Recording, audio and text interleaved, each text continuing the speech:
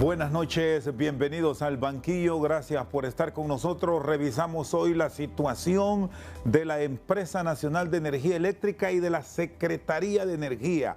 ¿Cómo se está trabajando? ¿En cuánto se avanzó en estos ya primeros 8 meses del año? ¿En qué se proyecta cambio? El ingeniero Eric Tejada. ¿Qué tal está? Buenas noches con nosotros. Mucho gusto. Aquí en el banquillo. Chendo, gracias por invitarme a tu tan gustado programa. ¿Cómo está la situación actual? Y quiero arrancar, ingeniero, con el tema de la Secretaría de Energía, porque ustedes tienen mucho que ver con el tema de apoyos o subsidios en el tema de los carburantes, también con campañas de ahorro de energía, que este es como un complemento o un impulso a la actividad que rectora la NE. Sí, efectivamente, o sea, la Secretaría de Energía fue creada mediante un PCM el 2017. La función esencial de la Secretaría de Energía es la formulación de política pública en materia energética, ¿no? Nosotros, digamos que el enfoque ha sido desde la administración de que entró la presidenta a la administración, uno, que la Secretaría maneja el tema de los subsidios a los combustibles y también se le transfiere para los subsidios a la energía, ¿no? Entonces, toda esta política de subsidio al 50% del incremento en regular, por ejemplo, o el diésel, la del GLP también, que está congelado en 238 lempiras, todo eso viene de la Secretaría de Energía, ¿no? ¿Qué tan efectivos han sido estos programas en beneficio al usuario? ¿Y cómo se proyecta de cara al próximo año? Por cierto, están en un proceso ya de ultimar detalles en el presupuesto de la República y los consumos o las entregas de fondos son elevadas en esta área. Mire, hay dos rubros. Por ejemplo, la rebaja de 10 lempiras en el ACPE, eso es algo que en bomba y lo recibe de beneficio el pueblo hondureño, ¿no? Eso ha permitido que, por ejemplo, el diésel o la regular estén dentro de los precios más bajos de Centroamérica, ¿no? El impacto esencial, o sea, si usted analiza el impacto combinado del subsidio de energía, por ejemplo, con el de los combustibles, sumado, según el Banco Central, ha llegado a tener en contención de inflación hasta 2.4% combinado, ¿no? Entonces, son importantes los subsidios no solo como beneficio para la gente, ¿no? Sino también para contener que el precio de la canasta básica o en general la inflación se suba, ¿no? Ingeniero Tejada, ¿y es viable buscar la focalización? Porque en el tema de los energéticos el beneficio es general, pero hay personas, siempre se ha señalado esto, que sí tienen las capacidades de compra o de pago. Sí, nosotros tenemos criterios de focalización, ¿no? Por ejemplo, en el de 150 kWh, que es el de la energía gratis, ¿no? Las colonias de alta plusvalía, R1 o R2, según registro catastral en la alcaldía, o quienes tengan a su nombre más de un medidor, un contador, no son susceptibles a recibir el subsidio, ¿no? Esos están fuera de la base de datos. Entonces se trata de que el subsidio llegue justamente a los más vulnerables, ¿no? Evidentemente siempre hay errores y siempre hay que depurar, ¿no?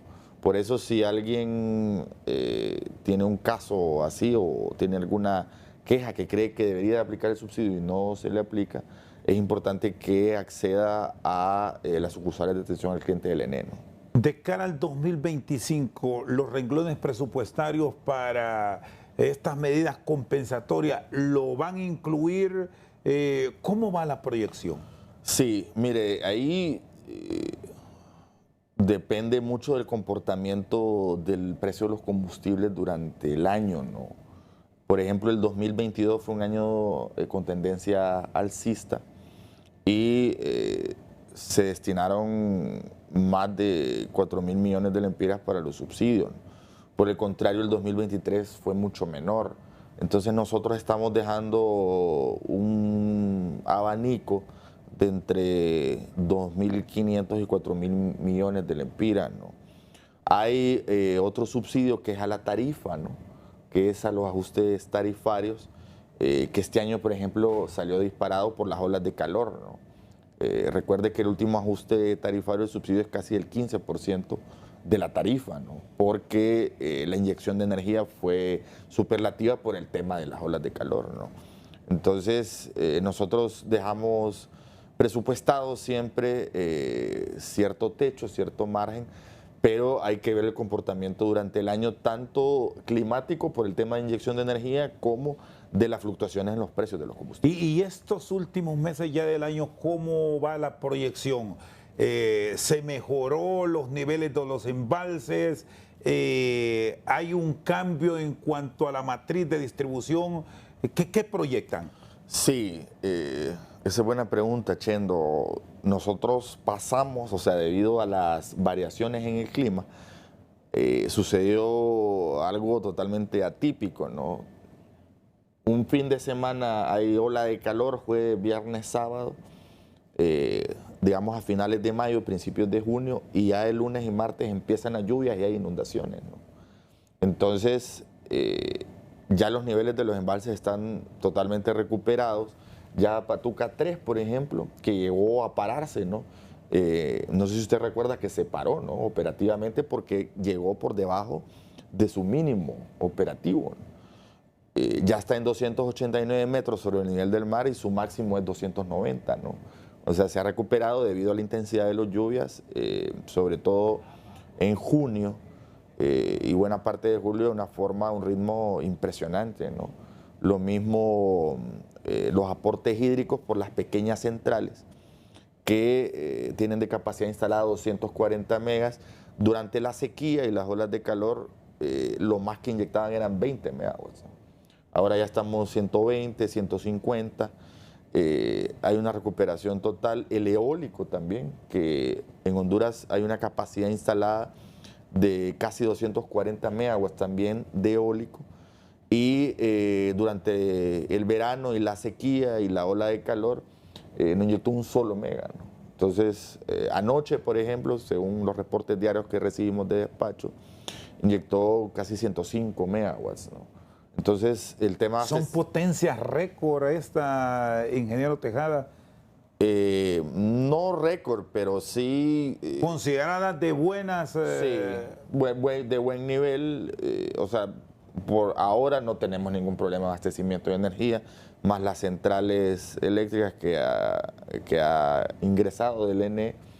Estamos teniendo márgenes de reserva de 300 a 400 megawatts, ¿no? Que eso es bastante bueno para el sistema interconectado nacional. Ahora, el tener estas reservas disponibles no para la proyección que sí forzosamente se tiene que realizar en tema de planificación.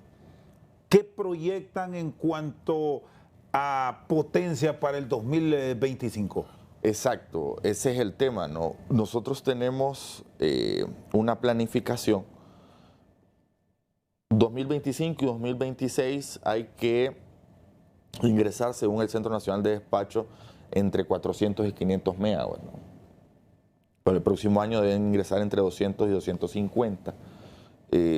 Nosotros ya estamos lanzando los procesos de arrendamiento y la ENE también va a incursionar en el almacenamiento de energía, porque hay mucha energía solar, por ejemplo. Hay más de 500 megawatts de capacidad instalada de energía solar que durante la noche evidentemente no inyectan energía, ¿no? Entonces, almacenar esa energía durante el día e inyectarla en la noche es importante, porque en la noche de 6 a 10 p.m. generalmente es cuando se dan las máximas demandas y es lo que nosotros llamamos las horas pico o periodo de alta demanda, ¿no? Entonces, nosotros tenemos que ingresar 250 a 300 megawatts el próximo año, 150 el 2026, lanzar la licitación de 1.500 megawatts en este trimestre y que las plantas adjudicadas empiecen a ingresar en el segundo semestre de 2027 y 2028. Son 1.500 megas los que van a licitación. ¿Es licitación pública internacional? Pública internacional, así es. Pública internacional. Es una licitación con todos los estándares internacionales. La ENE está promoviendo las rondas sucesivas, subasta inversa, que es un mecanismo moderno que hace más competitivo y logra los precios más bajos, ¿no? Son mecanismos que han utilizado Panamá y Guatemala con bastante éxito, ¿no? ¿Y cuáles son las tendencias en el mundo moderno ahora para contratar esta energía? ¿Ir a qué base de generación? Mire, está en boga actualmente, lo que está más fuerte es el tema de almacenamiento de energía y con eso la solar, que está súper barato, ha ganado mucho terreno, ¿no? Entonces, lo que están haciendo países como China, por ejemplo, o en Europa también es meter mucho solar, pero con batería, con almacenamiento, para que pueda tener inyección de energía continua durante todo el día, ¿no? Y la proyección que se tiene con estos 1.500 megas que van a licitación, ¿es variar el tipo de contratación o se centrarán, por ejemplo, en estas opciones que abre el mercado chino y europeo? ¿O cómo se va a sustentar para que no tome a la nación y a la población en general con la emergencia que sí vivimos al inicio de la gestión de ustedes, por falta de planificación en un tema que debe hacerse con suficiente espacio para evitar los apagones?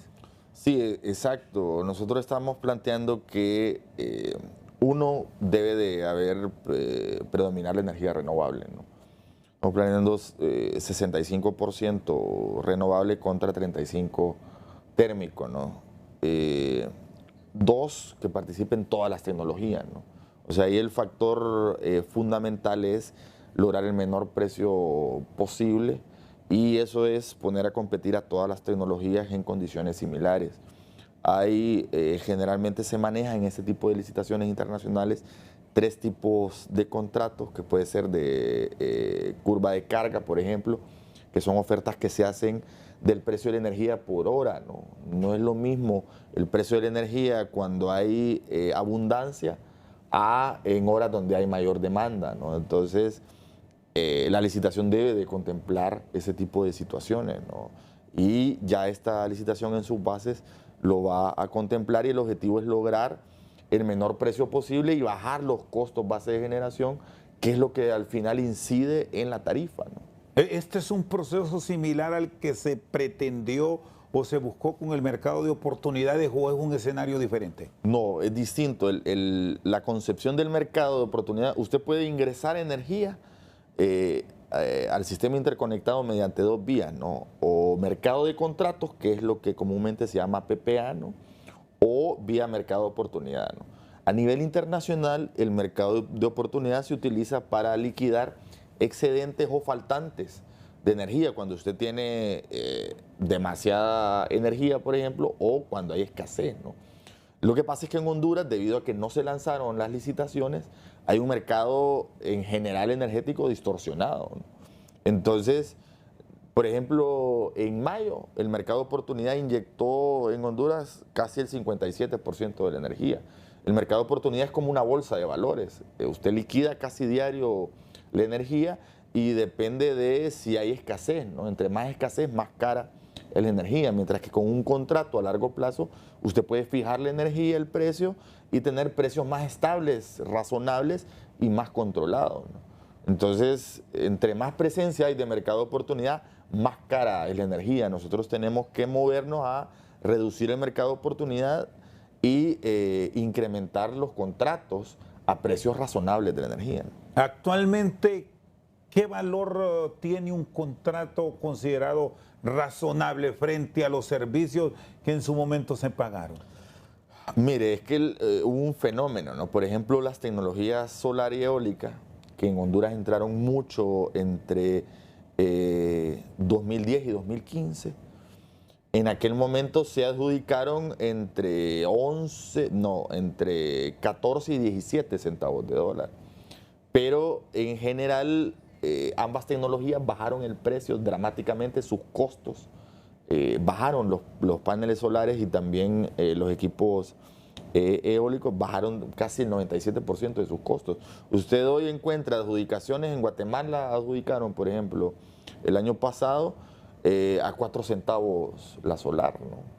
Entonces, si usted analiza, pagar solar para Honduras a 14 centavos, 15 centavos, es carísimo si lo compara con Guatemala, que va a empezar a pagar 4 o 5 centavos. ¿Y la eólica cuánto estaba frente a lo que pagó en su momento Honduras? Y ya vamos a entrar en ese tema y lo que se proyecta en base a la propuesta que está en el Congreso Nacional de revisar los contratos que pueden generar oportunidades favorables al consumidor. Sí, la eólica a Honduras le salió bastante cara y se adjudicaron entre 15 y 16 centavos, ¿no? Ahora usted puede encontrar eólica casi por la mitad de esos precios, ¿no? Justamente la renegociación de contratos tenía, o la idea es bajar el precio del costo de la energía, ¿no? Ahora sí, Chendo, hay que ser honestos. Todavía, aunque nosotros rebajemos 3 o 4 centavos, la energía sigue siendo cara, ¿no?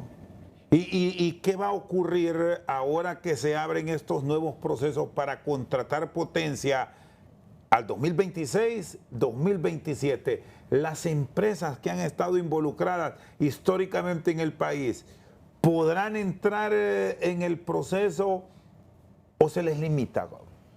Mire, por ejemplo, nosotros vamos a apelar mucho al arrendamiento para 2025 y 2026, ¿no? Hay que decirle a la gente con sinceridad que, dada la emergencia, digamos, en que se recibió y que se ingresara energía, no es fácil, ¿no? Una planta de gas o de búnker tarda 2 o 3 años en instalarse, no digamos de gas natural o hídrica, ¿no? Tardan mucho tiempo. Al final la licitación viene justamente a bajar los precios, pero 2025-2026 va a ser energía con precios no tan bajos, ¿no? Eso hay que decirlo, y que los mejores precios se van a empezar a ver ya cuando empiecen a inyectar energía las plantas adjudicadas en la licitación de 1500. Muy bien, está con nosotros el ingeniero Eric Tejada, gerente general de la Empresa Nacional de Energía Eléctrica y secretario de Estado en el Despacho de Energía. Una pausa y ya regresamos. Seguimos al banquillo, revisamos la situación actual de la Empresa Nacional de Energía Eléctrica. Vamos a lo crítico de la institución. La compra de energía del 2025, nos ha adelantado hoy, no va a ser a precios módicos, no va a ser cara. Sí, es una energía que no va a entrar a precio barato y digamos que se paga la factura de no haber lanzado una licitación en 2019, ¿no? Que es lo que planteaba el Centro Nacional de Despacho, y todo el problema que ha habido también en transmisión y distribución. Nosotros tenemos lo que llamamos una demanda reprimida. Cada vez que nosotros ampliamos una subestación, que instalamos un transformador y ampliamos la capacidad de transformación de energía, se satura rápidamente, ¿no? Y eso tiene que ver con que no se había invertido ni un solo lempira muchísimo tiempo. Entonces, cuando se amplía la capacidad eléctrica en ciertas zonas, se satura inmediatamente porque hay mucha demanda que está esperando aflorar. Este ha sido un problema típico que lo han reclamado los solanchanos, que tienen la potencia que genera Patuca y esperaban que no estuviesen con los problemas de apagones, que la energía fuera incluso cómoda, pero al final eso no llega.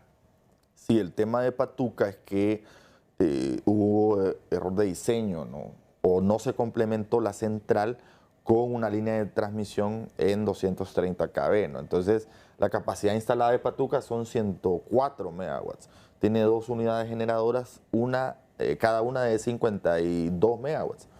Pero lo más que puede sacar por la transmisión son 77 megawatts. Usted, o sea, lo que ahorita, por ejemplo, Patuca, como lo mencioné, está casi a su nivel máximo. Pero no puede entregar esa energía. Sacar, o sea, hay casi 40 megas que no se pueden sacar por las restricciones en transmisión. ¿Y cuánto tiempo va a llevar ir adaptando todos estos proyectos a programas de distribución efectiva? Mire, ahí hay una línea de transmisión que es la del sitio Danlí, Chichicaste, Terrero Blanco. Son 150 kilómetros, doble terna, 230 kV, que va a cerrar el anillo del Paraíso y de Olancho. Eso va a permitir no solo mejor redundancia, sino que Patuca finalmente aproveche toda la energía que puede entregar.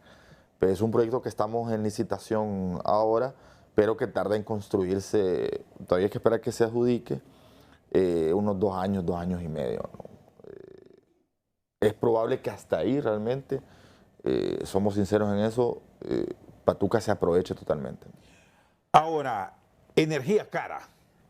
O se va a contratar así, no hay vuelta atrás para el 2025. Cuando se compra energía cara, se vende caro al usuario, al consumidor. ¿Qué nos depara entonces el 2025 en cuanto a tarifas? Porque ese es otro de los grandes problemas que se enfrentan, ingeniero. Mire, ese es el mayor reto, ¿no? La energía tanto 2025 como 2026 no va a ser barata. Esperamos que entre el 2027 ya la energía con la licitación pública internacional, pero hay que generar la propuesta del ENE y de la Secretaría de Energía para la CRE, es generar una norma transitoria que permita no cargar todos los costos base de generación en tarifa, ¿no? Además, recuerde usted que el gobierno tiene dentro de la política de subsidios los ajustes tarifarios, ¿no? El problema, Chendo, mayor es justamente en verano, ¿no? En marzo, abril y mayo, que las inyecciones de energía son fuertes, que el mercado de oportunidad inyecta más energía y eso tiene un impacto severo en tarifa, ¿no? Ahorita la tarifa debía de incrementarse 15% por la distorsión que hubo por las olas de calor y el Estado, el gobierno lo asumió, ¿no? Entonces tenemos que generar un mecanismo que balancee el tema de ingresar nueva energía, porque también hay una demanda reprimida, como lo mencioné. O sea, hay que suplir la demanda, pero que sin que haya un impacto fuerte en tarifa. Es decir, estamos a las puertas el próximo año de seguir con los procesos de subsidio. Es la única alternativa que queda. Hay algunos mecanismos que puede utilizar la CRE vía regulación para evitar que los costos de generación sean tan grandes, ¿no? Justamente hoy venimos de una reunión con la CRE para abordar ese punto, ¿no? Otro punto es poner precios tope, techos, en los precios en el mercado de oportunidad, ¿no? Porque, insisto, es el mercado de oportunidad el que genera distorsión.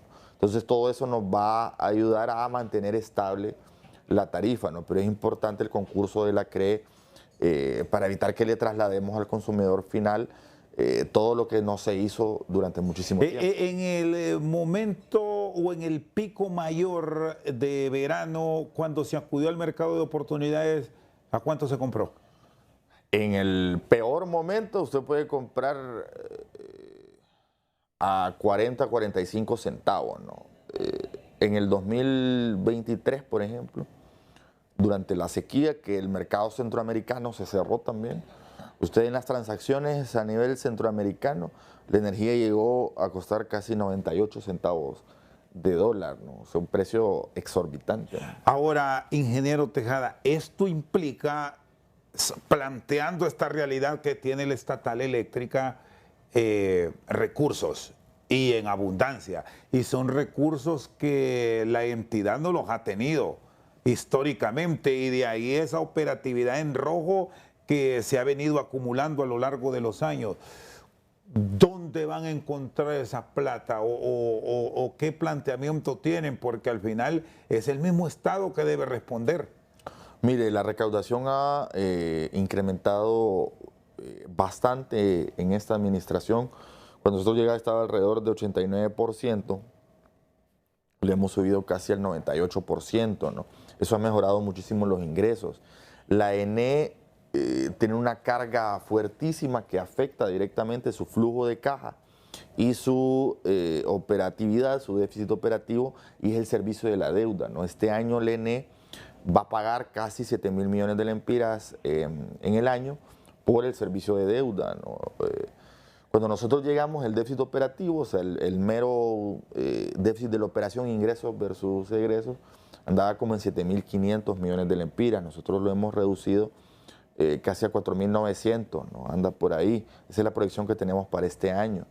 Pero todavía es mucho. Y lo que afecta mayormente ese déficit es el pago que se hace en junio y en diciembre del servicio de la deuda, que la deuda bancaria, por ejemplo, anda en 75.000 millones de lempiras, ¿no? Nosotros le hemos logrado sostener, incrementó del 2010 al 2022 de 8.000 a 75.000, ¿no? Entonces, es importante ir avanzando en el tema de ir reduciendo el déficit operativo y reduciendo pérdidas, ¿no? Ustedes han tenido en el marco de las negociaciones con el Fondo Monetario Internacional explicaciones de este fenómeno, porque se nos ha trasladado que es justamente esa deuda histórica del ENE de los últimos años la que le mete presión al presupuesto general del país, ingeniero. Sí, hay que decir que la deuda del ENE es un componente importante en general de la deuda del gobierno y del déficit fiscal, ¿no? Es importante, pienso yo, por ejemplo, con el fondo, hay dos indicadores que son los que nosotros tenemos bajo revisión en los acuerdos, ¿no? Uno es el tema de reducción de pérdidas y otro es la deuda flotante, ¿no? Que es la deuda generadora, es la deuda vencida a 45 días, ¿no?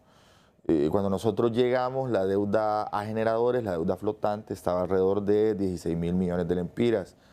El año pasado la dejamos en 9.200 y inclusive estuvo por debajo de la meta que nos habíamos planteado con el fondo, que eran casi 10.500 millones de lempiras, ¿no? Entonces, en términos generales, sí, digamos, esta administración ha pagado mejor, se ha manejado mejor la deuda flotante, se ha reducido déficit operativo, pero el lastre que se carga es pesado, todavía falta, ¿no? Y sigue siendo la NE un buen cliente, para que lo entienda así el ciudadano, ante los acreedores, o han entrado también en esa línea roja que ya les dificulte el acceso a préstamos blandos para seguir procesos de mejora y se tiene que acudir a la banca privada, donde sabemos que las tasas de interés son altas? Mire, nosotros hemos tratado de reducir déficit operativo y de mejorar la recaudación. La recaudación, como lo mencioné, ha mejorado bastante, ¿no? Evidentemente, todavía falta mucho, pero si usted cuenta solo nuestra administración, nosotros hemos pagado de la factura de esta administración casi el 95%, ¿no? Si se pudiera contar linealmente, ¿no? Ahora, sí, el rezago que tenemos es fuerte, ¿no? Entre más mella vaya haciendo la reducción de pérdidas, mejor se va a ir comportando el flujo financiero, el flujo de caja, y mejor pago va a ser el ENE, ¿no? Sí, insisto, Chendo, los indicadores financieros del ENE son complicados todavía. ¿Y cómo ve el Programa Nacional de Reducción de Pérdidas? Porque este puede ser un punto clave y un corte de un proceso de recuperación, si no bueno, que vaya mejorando. Mire, nosotros en febrero del año pasado iniciamos una etapa de transición con EH, ¿no? Que EH controlaba la mayoría de funciones en distribución, incluyendo el control de energía, o sea, la reducción de pérdidas, ¿no? De hecho, el contrato de EH se llama contrato para la reducción de pérdidas, ¿no? EH se había planteado dentro de ese contrato, o sea, el compromiso de ellos era reducir 17 puntos en 7 años y medio, ¿no? Y más bien las pérdidas se incrementaron 5.1%, ¿no? Entonces, en esa etapa final del contrato de EH, el programa de pérdidas hizo 80.000 órdenes de servicio y esas no fueron subidas a los sistemas por un bloqueo de EH, ¿no? Entonces eso tuvo un impacto negativo o retrasado en el programa, ¿no? Si nosotros contamos, desde septiembre del 2023 a julio del 2024, una vez que logramos también actualizar esas órdenes en el sistema, las pérdidas se han reducido 1.79%, ¿no? O sea, estamos llegando cerca del 2% en el indicador interanual. Nosotros nos hemos planteado como meta reducir 3% este año, ¿no? El 2024, y eso tendría un impacto de 60 millones de dólares en caja, ¿no? Y además cumpliríamos con los acuerdos del fondo. Nosotros estamos seguros de que el programa ha entrado en su etapa de clímax operativo para ser eficiente, ¿no? Estamos hablando de un promedio de ingresos de 20 millones de dólares por punto. Exactamente. ¿Dónde es que más se roba energía? ¿Qué reporte tienen ya ahora con cuadrillas instaladas en campo de acción? Sí, mire, nosotros el balance que hacemos, hemos tenido excelentes resultados en reducción de pérdidas en Olancho, en Choluteca y Valle, en Francisco Morazán y El Paraíso, en Copán.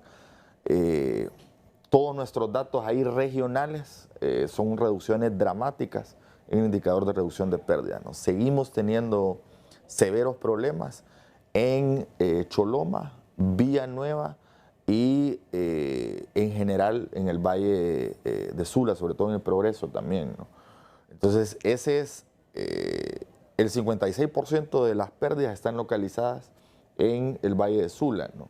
Y es ahí donde tenemos más problemas con el tema de ilegalidad, ¿no? ¿Y qué han logrado establecer en estas zonas del Valle de Sula, que de hecho es la zona de mayor consumo a nivel de país?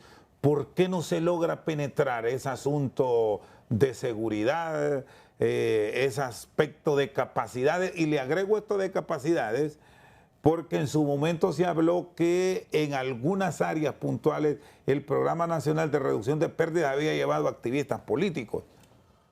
Mire, el programa ha pasado a un nivel de tecnificación bastante importante, ¿no? Digamos que creo que el punto de inflexión en la mejora, en la reducción de pérdidas, ha sido la implementación de tecnología AMI centralizada, ¿no? Que son equipos inteligentes que remotamente hacen el control de energía, ¿no? Nosotros tenemos colonias donde las pérdidas han bajado del 40% al 4%, ¿no? Con este control remoto, ¿no? El tema es que hay zonas, sobre todo en el Valle de Sula, que es complicado ingresar o colocar estos equipos y eso nos ha dificultado avanzar con mayor control en ciertas regiones, sobre todo en el norte, ¿no? Hay que profundizar la estrategia. Yo soy de la idea de que debe de haber reformas al Código Penal para endurecer las penas en cuanto a hurto de energía, ¿no? Muy bien, el ingeniero Eric Tejada, gerente general de la ANE, secretario de Estado en los despachos de energía, con nosotros al banquillo. Una pausa, en breve continuamos. Seguimos al banquillo, ingeniero Eric Tejada. ¿Qué tipo de modificaciones, de reformas son urgentes para controlar el hurto? Mire, el Código Penal establece en los artículos 369 y 189 ciertas penas para hurto en general o defraudación de servicios públicos, ¿no? Pero son penas muy leves. Nosotros lo que estamos proponiendo es que se endurezcan esas penas y además necesitamos un esfuerzo coercitivo con las Fuerzas Armadas y el Ministerio Público en ciertos sectores que es difícil ingresar, ¿no? En general hay un tema de fiscalización. Hay que decir también que hemos encontrado muchos negocios y comercios hurtando energía y que es importante que se legalicen, ¿no?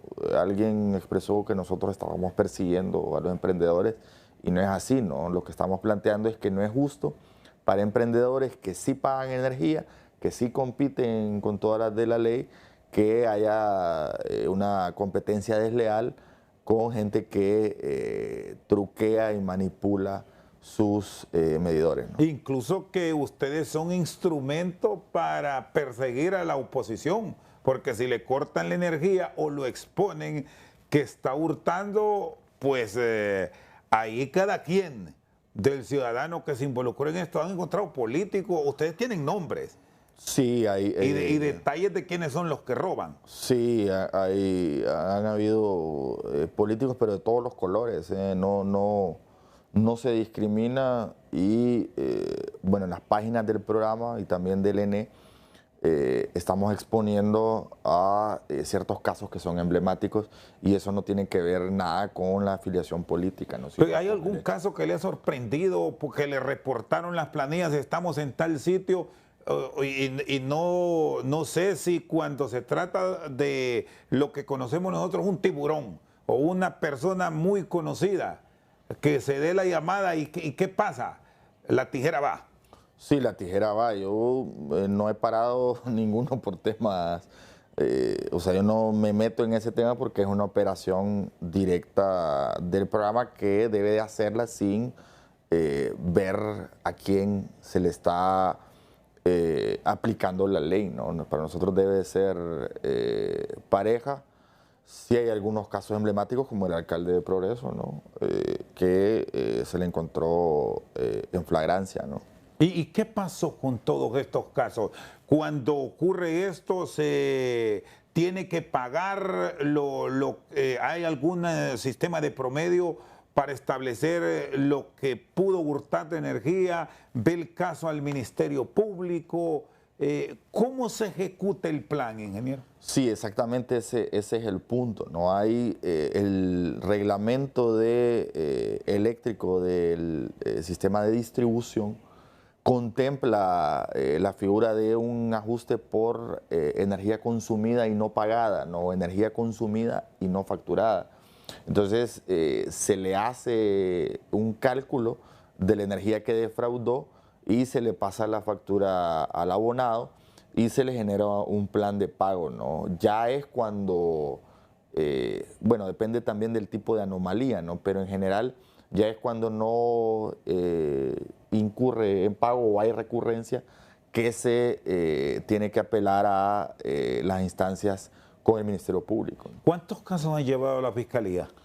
Entiendo yo que hay alrededor de 200 casos que se han enviado, digamos, en los últimos 2 años, que han llegado hasta esa instancia. Generalmente,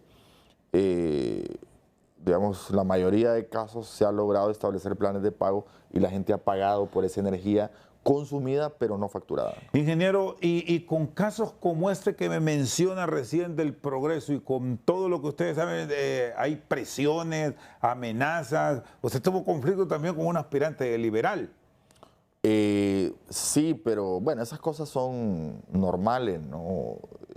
Lo importante es que hay una aplicación normal y pareja de la ley. Evidentemente la persona que es encontrada en ese tipo de situaciones, ¿no? De flagrancia, no le gusta, ¿no? Hubo un caso emblemático, por ejemplo, no sé si usted vio el video, de alguien que posteriormente se le quemó su negocio y que se le había encontrado en flagrancia, ¿no? O sea, había una manipulación total de sus medidores, ¿no? Entonces, es complejo, pero lamentablemente, sobre todo en el norte, es una cultura que tiene un arraigo bastante profundo y eso genera una defraudación importante para el ENE. Cuando se esté cerrando la administración actual, ¿cuánto están las pérdidas ahorita, técnicas y no técnicas? Las pérdidas están rondando el 35% de pérdidas técnicas y no técnicas en distribución. Y la meta es entregar la gestión de continuar usted al frente de la estatal eléctrica,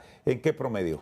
Nosotros si digamos, si la gestión, si nos sostenemos hasta el final del otro año o principios del 2026, deberíamos tener una reducción de pérdidas entre el 5 y el 6%. Es decir, debajo de 30. Esa es la meta. Sí. Contando lo que ya se tenía, ¿no? Entre 30 y 32%, creo que sobre todo se crearía una inercia de que la curva de pérdidas finalmente fuera descendente después de muchísimos años, que lo que hubo fue una espiral ascendente total, ¿no? Entre 2010 y 2022 las pérdidas subieron 14.1%, ¿no? Contando los 7 años y medio de EH que subieron más de 5%. Y el otro tema caliente que les ha tocado enfrentar, lo de las adendas. ¿Qué pasó? Se dijo que era urgencia, que era para allá, pero llegaron al Congreso y no se tiene claridad qué va a ocurrir. ¿Qué ha pasado? ¿Usted ha sondeado a nivel de la Cámara, ingeniero Tejada? Mire, nosotros tuvimos una última reunión con la Comisión de Energía hace unos días para aclarar algunos puntos y nosotros entendemos que una vez aclarados esos puntos, la Comisión de Energía va a emitir un dictamen y que una vez la Comisión de Energía emite el dictamen, eso va a ser llevado a discusión en el Pleno. No sabría decirle porque son tiempos que ya maneja el Congreso, que bueno, es independiente, ¿no? Pero sí esperamos lo que nosotros le hemos manifestado tanto al vicepresidente y presidente de la Comisión de Energía, el doctor Hugo Noé Pino, como al presidente Redondo, es que sería importante que la discusión, y si hay aprobación, fuese antes de octubre de este año, que es cuando corresponde el último ajuste trimestral del pliego tarifario. Entonces la idea es que en ese ajuste ya se pueda sentir la primera rebaja producto de la renegociación de contratos. Y si no se hace a octubre, ¿qué implicaciones tiene en cuanto al costo de la tarifa y, por otro lado, a las erogaciones que tendrá que hacer la ANE? Mire, nosotros esperamos que va a depender cuántas adendas se aprueben, pero que el impacto en tarifa inicial puede andar entre el 4 y el 6%, ¿no? Digamos que en el momento en que se aprueben las adendas, en el siguiente ajuste trimestral se tendría que ver esa rebaja, ¿no? Pero el impacto en tarifa es permanente durante la vigencia de los contratos, ¿no? Porque tiene un impacto directo en reducir los costos base de generación, ¿no? Entonces, cada trimestre es probable que si la tarifa iba al alza 2%, esa renegociación contenga esos incrementos sostenidamente durante la vida de los contratos, ¿no? Entonces, habrá que ver, insisto, es un tema del Congreso cuando se discute, pero que sí es importante, hemos puesto el dedo en la llaga, que el impacto no solo es inicial, ¿no? Sino que es sostenido durante la vigencia de los contratos. Ahora, hay quienes plantean que esta es una aplicación que directamente la puede ejecutar la Administración Central sin necesidad de ir al Congreso. ¿Realmente qué establece la normativa, ingeniero Tejada? Si ya había un acuerdo entre las partes, ¿por qué llevarla al Congreso? Porque uno son contratos, ¿no? Entre el Estado y entes privados, pero cada contrato que involucre el Estado que sobrepase el periodo presidencial o el periodo de gobierno, por norma constitucional debe de ir al Congreso para su aprobación, ¿no? Entonces, además los PPA en energía han tenido esa costumbre que primero vincula o aprueba la Junta Directiva del ENE y posteriormente tiene que ir a ratificación por el Congreso, porque son contratos que tienen 12, 15 o 20 años de duración. El ingeniero Eric Tejada con nosotros al banquillo. Una pausa, ya regresamos. Seguimos al banquillo con el secretario de Estado en el despacho de energía y gerente de la ANE. La generación de diésel ha sido una alternativa. ¿Cómo se va a revisar estos proyectos de cara a el 2025 y el tema Brazabola? Ingeniero Tejada. Mira, hay un tema con el diésel, ¿no? El diésel es la tecnología que sí no es barata, ¿no? Sus precios son elevados, pero es la que más rápido se puede instalar, ¿no? Entonces, en situaciones como las nuestras, donde viene un déficit heredado desde hace mucho tiempo, para solventar la situación mientras no entren las plantas de licitaciones públicas internacionales, va a haber que recurrir al diésel, ¿no?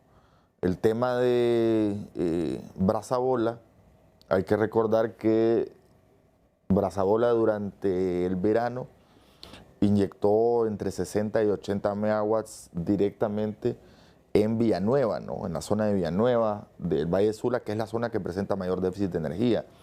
Sin esa energía hubiese sido mucho peor la crisis, ¿no? El Congreso tendrá que decidir sobre la adenda, pero sí decir que en general estamos en un contexto, estuvimos en un contexto y sobre todo en los veranos de déficit de energía. En este momento, ¿cuánto está aportando en potencia en el Valle de Sula Brazabola?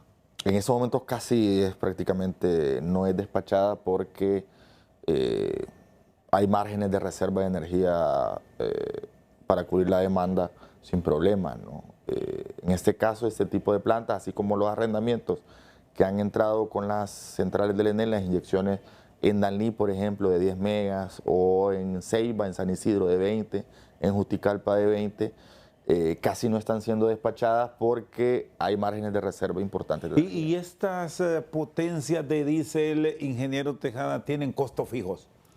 Lo que tiene es que el esquema de arrendamiento plantea efectivamente un cargo fijo y un cargo por mantenimiento, ¿no? Pero es la ENEL la que genera, ¿no?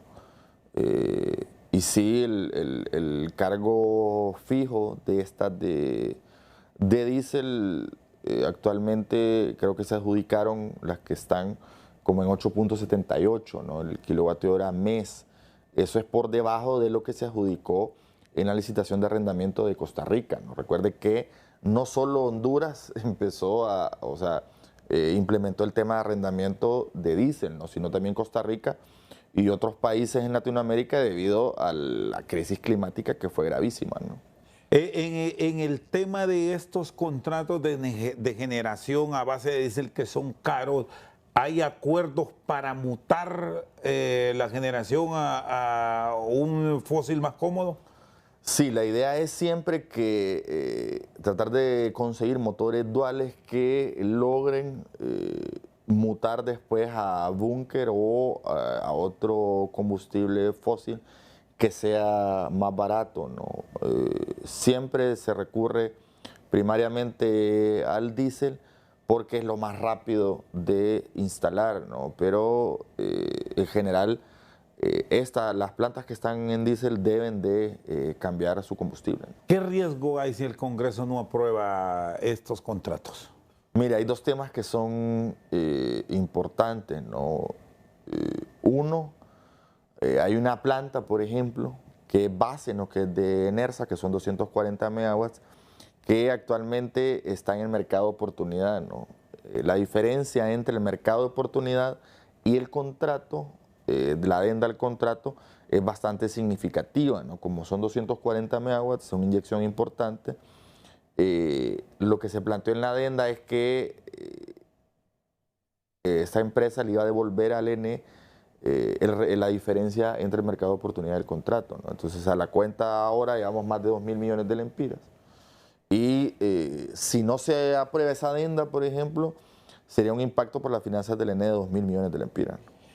Ingeniero, y en el tema relacionado con la facturación de hace unos meses atrás, que se reconoció que hubo algunos errores y los consumidores estaban quejando y estaban planteando que se revisara, ¿finalmente en qué concluyó la investigación? Sí, nosotros vamos a presentar el próximo martes los hallazgos preliminares de toda la comisión de auditoría, ¿no? Sí, los consumos en marzo, abril y mayo de este año fueron bastante elevados y el mayor impacto fue sin duda las olas de calor, ¿no? Habrá que esperar, vamos a esperar a tener ya todos los elementos para que el próximo martes tengamos elementos concluyentes si hubo en verdad excesos o errores que se le pueden imputar al ENE y que habrá que resarcir a abonados, a clientes, ¿no? Eso es justamente lo importante, que la gente esté clara que entre lo que consume y lo que paga es justamente lo que se le lee, ¿no?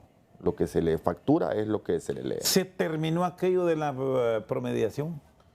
Todavía hay promedios, ¿no? Cuando nosotros llegamos, o sea, cuando tomamos toda la operación, el 18 de agosto del año pasado habían 400.000 promedios aproximadamente. Ya hemos reducido en casi un año la mitad, ¿no? 200.000. Es un trabajo titánico, pero todavía quedan promedios, ¿no? La consigna, la política del ENE es eliminar, erradicar los promedios. Es decir, que en todos estos elementos que estamos conversando ahora mismo es muy probable que estemos a las puertas de créditos fiscales.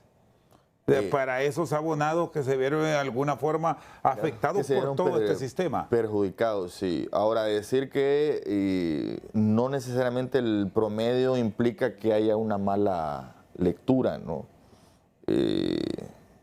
O que el promedio represente un exceso. De hecho, los datos empíricos que tenemos en estos 200.000 que antes eran promedio y que ahora se han normalizado, es que el consumo más bien era más de lo que se les estaba promediando, ¿no? Bueno, aquí los tiempos son bastante complejos a nivel de la generación de la potencia instalada, de lo que se aspira a tener en potencia fija para el 2025, 26 y 27. Pero ¿cuál es la garantía que tiene Eric Tejada como gerente de la NE por el tema de las compras directas frente a la licitación? Porque muchas veces se habla, ingeniero, que se dejan vencer plazos para ir a la compra directa. ¿Qué plan de manejo va a tener para no caer en este modus que lo ha tenido el Estado históricamente? Sí, nosotros, o sea, los procesos que hemos hecho son licitatorios, no hay que decirlos. Las adendas de los contratos que según ley, los artículos 3, 4 y 5 de la reforma energética mandan a la renegociación de los contratos, ¿no? Eso no es compra directa, es modificar las condiciones del contrato para bajar precio, ¿no? Eso es en beneficio de las finanzas del ENE y de los abonados, porque tiene un impacto en tarifa, ¿no? Nosotros estamos lanzando justamente en estos días, en esta semana, las licitaciones, ya sea de arrendamiento, para que ingrese la energía el 2025, ¿no? Y el 2026, y se va a lanzar la licitación pública internacional, ¿no? Sí, o sea, decir que las variaciones en las condiciones climatológicas, como se lo mencioné, son severas, ¿no? Producto de los efectos del cambio climático. Usted no puede saber, difícil predecir, por ejemplo, qué velocidad va a tener el viento y qué cantidad de energía eólica va a generar la siguiente semana, ¿no? Entonces, es complicado, ¿no? Ingeniero, le agradezco. Feliz noche. ¿Limoás Pereza con Maribel Espinosa o siguen en pie esas acciones, incluso hasta legales? No, nuestro planteamiento es básicamente que ella debe de abstenerse de votar en el debate sobre las adendas, porque tiene un conflicto de interés al haber tenido vínculos, no sé si todavía los tiene, con generadores privados interesados en el sector y en el subsector. Muy bien, el ingeniero Eric Tejada, gerente general de la ENE, secretario de Estado en el despacho de energía, con nosotros al banquillo. Por su sintonía, muchas gracias.